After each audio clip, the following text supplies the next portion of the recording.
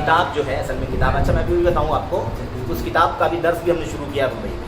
اور شیخ صالح فوزان کے ایک شاگرد ہیں جنہوں نے جدید مناہج کو اکٹھا بھی کیا ہے. جنہوں نے جدید مناہج کو اکٹھا کیا نا سارے سوالات کو، ان کی وفات ہو گئی تھی پچھلے رمضان 2 سال پہلے.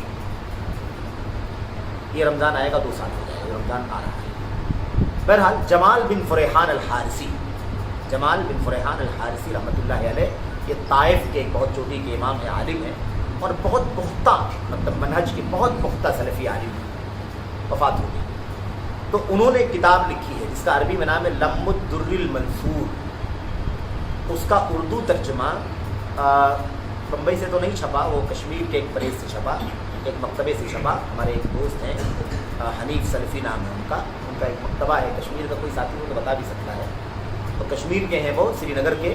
ان کا مکتبہ دارالسلام کے نام سے کافی بڑا مکتبہ ہے. وہ کافی کتابیں چھاپتے بھی ہیں، بانٹتے بھی ہیں، اور کافی مطلب کام کرتے ہیں دعوتی ماشاء اللہ. وہ تو وہاں سے وہ کتاب چھپی ہے، اس کا نام ہے عقیدہ و سنت سے متعلق سلف صالحین کے اقوال. عقیدہ و سنت سے متعلق سلف صالحین کے اقوال، یہ عربی میں کتاب تھی، اس کا ترجمہ ہے. تقریباً میں سمجھتا ہوں تقریباً 60 ابواب پر مشتمل عقیدے اور سنت سے متعلق، یعنی عقیدے اور منہج سے متعلق سلف صالحین کے اقوال موجود ہیں اس کے اندر، سب حوالوں کے ساتھ. تو یہ بہت ہی عظیم الشان کتاب ہے، بہت ہی عظیم الشان. اگر آپ قریب سے اس کو پڑھ لیں گے تو آپ کو ایسا محسوس ہوگا کہ آپ اسی عہد میں زندگی گزار رہے ہیں. وہی صحابہ، تابعین، تبع تابعین، ائمہ، محدثین ہے نا، ان لوگوں کے دور میں زندگی گزار رہے ہیں، اور آپ کو وہاں سے اندر سے بالکل خالص منہج آپ کو ملے گا انشاءاللہ تبارک. تو یہ کتاب بہرحال چھپی ہوئی ہے، لیکن اس کے نسخے تو ہمارے پاس نہیں، ختم ہو چکے ہیں، لیکن سوشل میڈیا پر آپ کو PDF کاپی مل جائے گی. کیا نام بتا دو؟ عقیدہ و سنت سے متعلق سلف صالحین کے اقوال.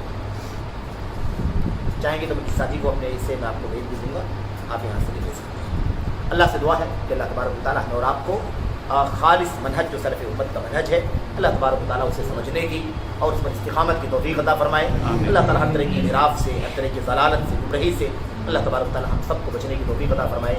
آمین رب العالمین. صلی اللہ علیہ وسلم وبارک علی نبینا محمد وعلی آلہ وصحبہ اجمعین. السلام علیکم ورحمۃ اللہ.